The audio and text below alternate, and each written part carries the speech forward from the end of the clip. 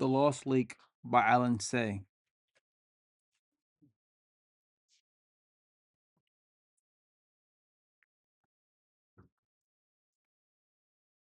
I went to live with Dad last summer. Every day he worked in his room from morning to night, sometimes on weekends too. Dad wasn't much of a talker, but when he was busy, he didn't talk at all. I didn't know anybody in the city, so I stayed home most of the time. It was too hot to play outside anyway. In 1 month, I finished all the books I'd brought and grew tired of watching TV. One morning, I started cutting pictures out of old magazines just to be doing something. There were pictures of mountains and rivers and lakes, and some showed people fishing and canoeing. Looking at them made me feel cool, so I pinned them up in my room. Dad didn't notice them for 2 days.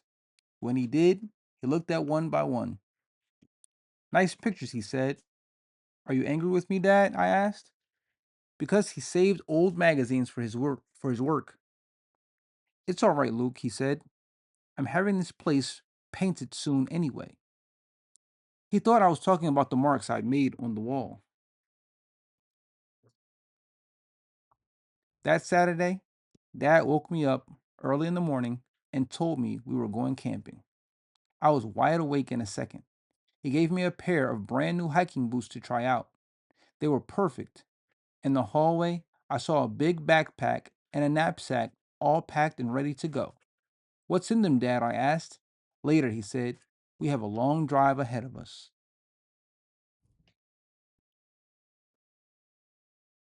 In the car, I didn't ask any more questions because Dad was so grumpy in the morning. Want a sip, he said, handing me his mug. He'd never let me drink coffee before. It had lots of sugar in it. Where are we going? I finally asked. We're off to the Lost Lake, my lad. How can you lose a lake? No one's found it. That's how, Dad was smiling. Grandpa and I used to go there a long time ago. It was our special place, so don't tell any of your friends. I'll never tell, I promised. How long are we going to stay there? 5 days, maybe a week. We're going to sleep outside for a whole week? That's the idea. Oh boy. We got to the mountains in the afternoon. It's a big it's a bit of a hike to the lake, son, Dad said. I don't mind, I told him. Are there any fish in the lake? Hope so. We'll have to catch our dinner, you know. You didn't bring any food? Of course not. We're going to live like true outdoorsmen. Oh. Dad saw my face and started to laugh. He must have been joking. I didn't think we were going very far anyway, because Dad's pack was so heavy I couldn't even lift it. Well, Dad was like a mountain goat. He went straight up the trail, whistling all the while. But I was gasping in no time. My knapsack got very heavy and I started to fall behind. Dad stopped for me often, but he wouldn't let me take off my pack. If I did, I'd be too tired to go on, he said. It was almost supper time when we got to the lake. The place reminded me of the park near Dad's apartment. He wasn't whistling or humming anymore. Welcome to the found lake, he muttered from the side of his mouth. What's wrong, Dad? Do you want to camp with all these people around us? I don't mind. Well, I do. Are we going home? Of course not. He didn't even take off his pack. He just turned and started to walk away.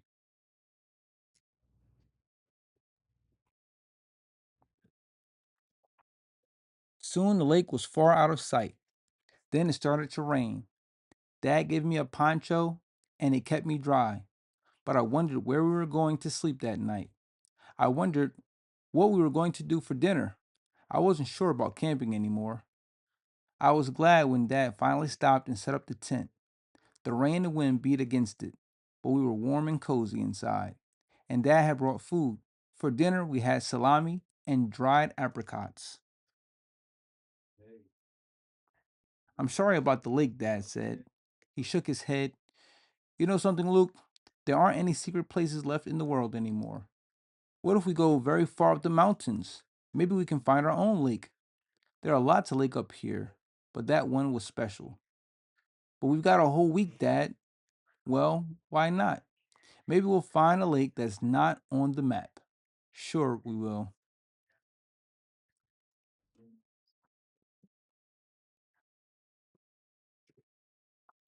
We started early in the morning.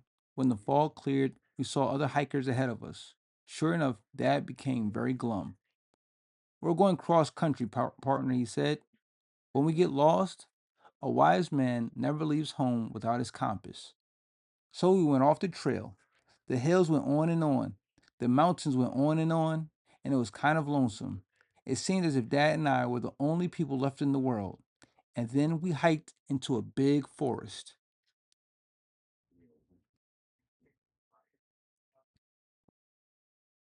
At noontime, we stopped by a creek and ate lunch and drank ice cold water straight from the stream. I threw rocks in the water, and fish like shadows darted in the pools. Isn't this a good place to camp, Dad? I thought we were looking for our lake. Yes, right, I mumbled.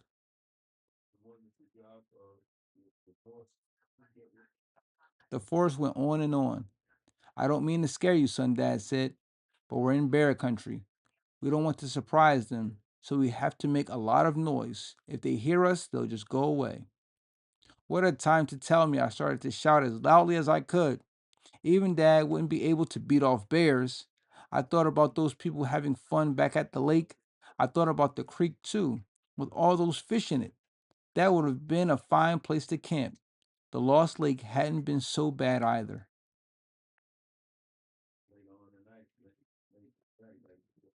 It was dark when we got out of the forest.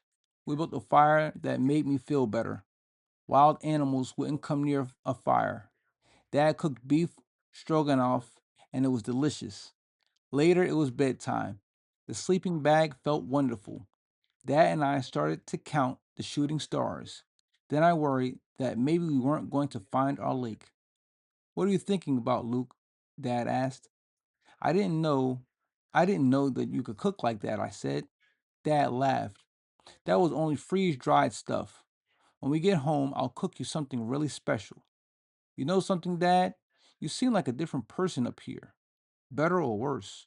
A lot better. How so? You talk more. I'll have to talk more often then. That made me smile. Then I slept. Dad shook me awake. The sun was just coming up, turning everything all gold and orange and yellow. And there was a lake right in front of us. For a long time, we watched the light change on the water, getting brighter and brighter. Dad didn't say a word the whole time. But then I didn't have anything to say either.